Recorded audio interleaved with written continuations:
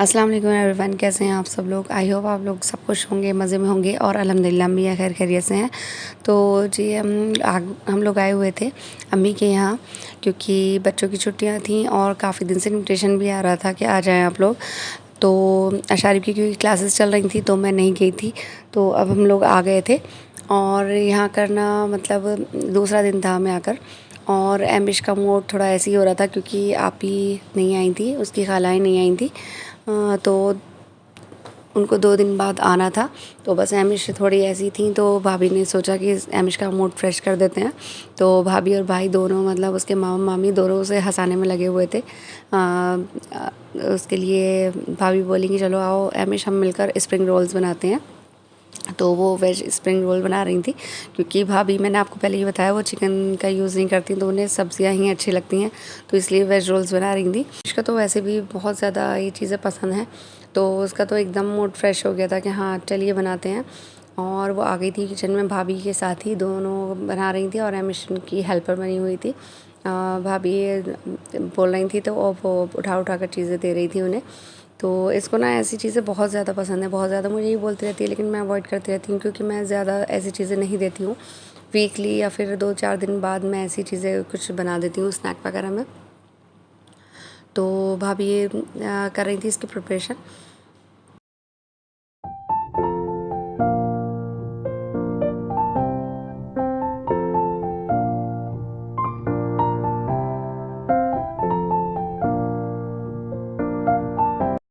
सारी सब्जियों को सॉटे करने के बाद भाभी ने इसमें और स्पाइसेस भी डाले थे। बहुत ही एरोमेटिक सी स्मेल आ रही थी, बहुत अच्छा लग रहा था।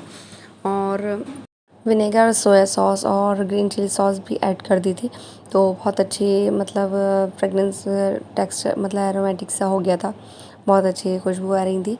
तो इधर भाभी सेट कर रही थी सब चीज़ें जल्दी जल्दी, और बाहर मैं कर रही थी बातें भाई से क्योंकि आप ही वगैरह और नहीं आई थी, अम्मी थी बस और मैं और भाई थे बैठे थे। और बाकी आप ही जो मेरी सिस्टर हैं बड़ी, तो उन लोगों ने 2 दिन बाद आना था। यहाँ बच्चों ने मुझे परेशान किया हुआ था कि बस जैसे ही मतलब अशारी की क्लासेस ऑफ हुई थी कि बस सब सामान पैक करें और जल्दी चलें नानी के घर। और तो हम लोग आ गए थे। यहाँ पर उनके कज़न्स वगैरह सब मिल जाते हैं तो बहुत फ़न करते हैं बहुत ज़्यादा ये लोग। और नानी घर तो होता ही ऐसा है कि जहाँ बस बच्चों को आज़ादी हुई होती है हर चीज़ की। तो बस इनको अपने कज़न्स मिल गए थे, तो बस एक शोर हुआ हुआ था। और अशारिब और अमिश जब छोटे थे तब इनका दिल बिल्कुल भी नानी के आने लगता था। बस ये लोग आते थे, मैं लेकर आती थी इन्हें, तो बस ये रोते ही रहते थे और बस इन्हें अपना घर बहुत याद आता था। ये अपने पापा से बहुत अटैच थे, तो बस इन्हें पापा की याद सताती रहती थी। तो मेरा भी दिल ऐसा रहता था कि चली जाती हूँ। और फिर इनके कज़न्स भी छोटे थे तो वो लड़ाई झगड़े भी हो जाते थे आपस में। और लेकिन अब इनका ऐसा है कि अब इनका दिल ही नहीं भरता नानी के यहाँ से, अब इनका बस दिल चाहता है कि हम लोग यहीं रहते रहें। मुझे बहुत मुश्किल से इन्हें वापस लेकर आना पड़ता है कि चलो एक दिन की भी अगर छुट्टी होती है, इवन संडे होता है, तो बस इनका यही मूड होता है कि हम नानी के यहाँ चलें। लेकिन संडे में मुझे और भी बहुत काम रहते हैं, तो फिर कभी ऐसा होता है कि मैं आ जाती हूँ, कभी नहीं भी होता कि नहीं आती। लेकिन बस इनका दिल नहीं भरता। इवन मैसा को तो नानी के यहाँ की हर चीज़ पसंद है, हर चीज़ मतलब चाहे वो मैं ही बनाऊँ, लेकिन वो नानी के यहाँ की ज़्यादा अच्छी लगती है। इवन ब्रेकफास्ट भी नानी के यहाँ का अच्छा लगता है, चाय भी अच्छी लगती है, चाय किसने बनाई थी, चाहे मैं खुद ही बनाऊँ।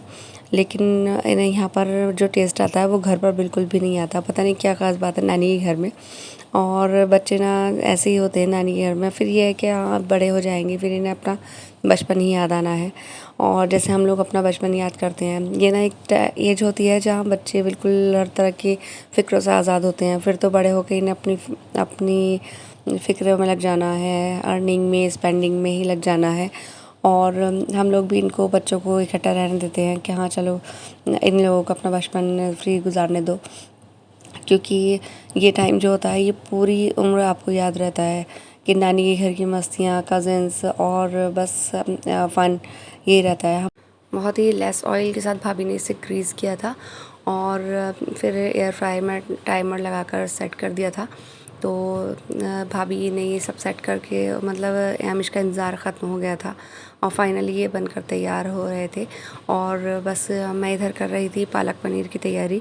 पालक बॉईल हो रहा था और अब मैंने उसे ठंडा करने के लिए छोड़ दिया था। और बातों बातों में दोनों चीज़ें रेडी हो गई थी। और फिर पालक को मैंने देखा था तो ठंडा हो चुका था, फिर मैंने उसे निकाल कर ग्राइंड करने के लिए रख दिया था। और पालक में मैं सिर्फ हल्दी, लाल हरी मिर्च और सॉल्ट डालकर ही बॉईल करती हूँ। और मुझे ना इसका फिर ये वाला फ्लेवर बहुत अच्छा लगता है, बहुत ज़्यादा। और इसका फाइन सा पेस्ट बना लिया था। और इधर भाभी के हो गए थे रोल्स रेडी फाइनली। और एमिश का इंतज़ार हो गया था ख़त्म, और भाभी ने इन्हें सर्व कर दिया था। और इतने ज़्यादा टेस्टी क्रिस्पी से थे, मतलब कलर ज़्यादा नहीं था लेकिन फिर भी ये बिल्कुल क्रिस्पी थे, क्योंकि डीप फ्रायर में ना इसकी शीट में बहुत ज़्यादा ऑयल हो जाता है, बहुत ज़्यादा।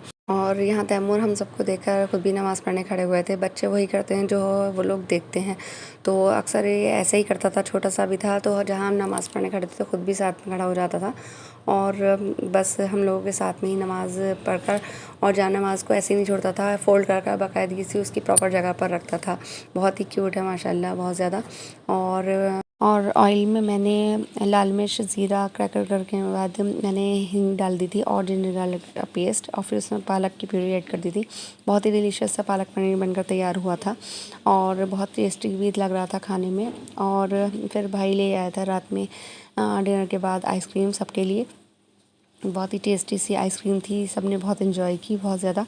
और बच्चों को तो बस इन चीज़ों में ही मज़े आते हैं।